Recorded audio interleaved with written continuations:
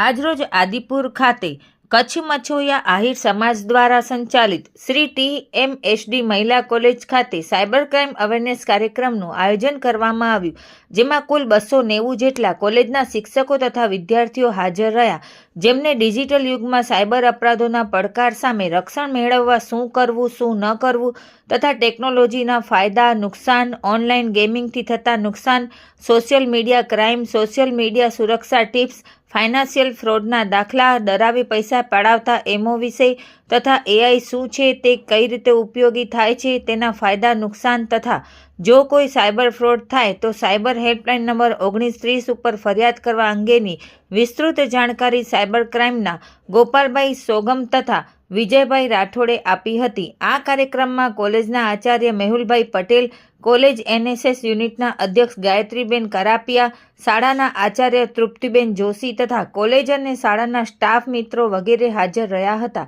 કાર્યક્રમના અંતે પ્રશ્નોત્તરી પણ યોજવામાં આવી હતી। રિપોર્ટ ભારતી માખીજાણી, ગાંધીધામ।